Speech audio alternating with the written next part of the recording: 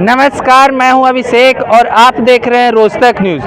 दोस्तों, अभी हम मौजूद हैं बिहार के पटना में और पटना में सबसे ट्रेंडिंग टॉपिक पे बात करने वाले हैं, जो कि एक तरह से जो चेहरा, युवा चेहरा, यूट्यूबर के नाम से मनीष कश्यप जी जाने जाते हैं। लेकिन आज इस बात की पछतावा मनीष कश्यप को भी हो रही है और मनीष कश्यप अपनी सदस्यता वापस लेना चाह रहे हैं। मनीष कश्यप जब मनीष कश्यप का हमने 2 दिन पहले ट्वीट देखा था और उनका वीडियो देखा था, सुबह सुबह हमारे इस पर आया था।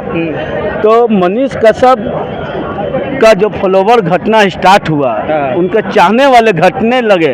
उन्होंने देखा कि जब हमारा बाजार समाप्त होने लगा तो एक बार फिर पलटी मारे नीतीश कुमार जी की तरह।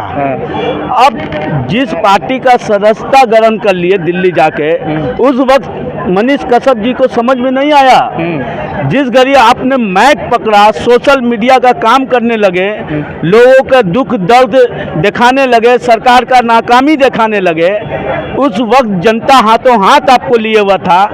जब आप जाकर आपको मन में इतना लालच बढ़ गया, आप एमपी बनने के लालच में आनंद फानंद में जाके निर्दलीय उम्मीदवार घोषित हो जाते हैं, उसके बाद जाके भाजपा का सदस्यता ग्रहण कर लेते हैं।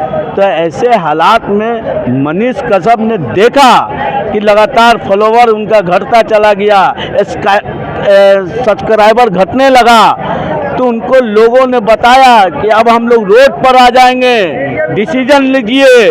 तो एक बैग डिसीजन लेते हैं। अब बोलते हैं कि कार्यकर्ताओं के साथ, उनका पूरा वीडियो देखिए, कार्यकर्ताओं के साथ किसी भी पार्टी का हो, उनके साथ नाइंसाफ़ी किया जाता है। तो आज आपको कार्यकर्ताओं के साथ नाइंसाफ़ी दिख रहा है। जब आपको बिहार से 11 रुपये चंदा लिया, उस वक्त समझ में नहीं आया कि हम भाजपा का चोला क्यों पकड़े। हम निर्दलीय उम्मीदवार घोषित थे, जनता ने दूध से नहलाया था आपको। तो उस दूध का, एक माँ दूध पिलाती है तो दूध का कर्ज अपना बेटा माँ को उतारने का कोशिश करता है।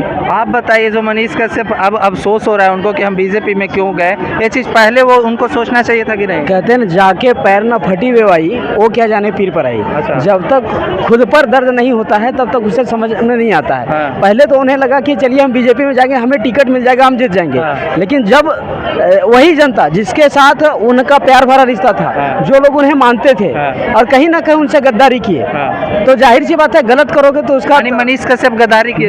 बिल्कुल जनता के साथ गलत किए हैं, वो गद्दारी किए हैं, गद्दार हैं वो, बिल्कुल गद्दार हैं। पहले उनका रिकॉर्ड बहुत ही अच्छा था, गरीबों के मसीहा कहे जाते थे, गरीबों के लिए लड़ते थे। सड़क पर उतरकर, सड़क से लेकर, वो कहते थे सड़क से लेकर हम सदन तक जाएंगे तो हो सकता है जनता का बात हम वहाँ उठाएंगे। लेकिन उन्होंने वहाँ गया तो वहाँ शायद लोग, वो एक बार गए थे, वो मिश्रा जी के चैनल पे गए हुए थे। मिश्रा जी ने उन्हें उनके चैनल में बड़ी सुंदर जवाब पूछी कि पहले तो आपका बाल सफेद हुआ करता था, शुभांकर मिश्रा जी, कि आपका जो है पहले बाल पका होता था, कपड़ा जैसे तैसे पहन कर रोड पर रिपोर्टिंग करते थे। आज जो है बाल काला हो गया है, एकदम पूरा ट्रिम हो गया है ना। लगता है कि पैसा दबा के मिला है ना। कितना मिला है वो उन्होंने बताया नहीं। तो जाहिर सी बात है वो गए थे स्वार्थ सिद्धि के लिए, यानी कि लोभ उनको दिया गया है, वो बैठे हैं तभी जब उनको मोटा माल मिला है तभी। अब देखिए कि अब मेरा स्वार्थ सिद्ध उधर नहीं होगा, ना ही मुझे अगली बार टिकट मिलेगा वहाँ से।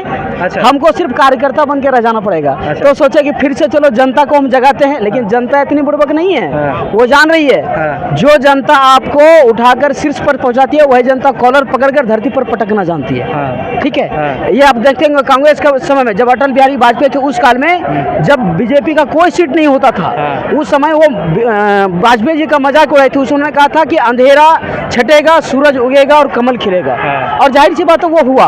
तो उसी तरह से अब जो दृश्य वो आपके सामने है, तो जाहिर से कहीं ना कहीं वो जनता के साथ गद्दारी की, उसका फल उनको मिला है। जनता जितनी विश्वास की थी कि मेरा मसीहा है, वो पश्चिमी चंपारण को आगे बढ़ाएगा, उठाएगा, और उसी के साथ जनता के साथ गद्दारी कर देते हैं। बिल्कुल गद्दारी की है, और जनता अब उन्हें कभी माफ करने वाली नहीं है, क्योंकि जनता उनके वास्तविक चेहरा को समझ चुकी है कि वो मनीष कश्यप नहीं।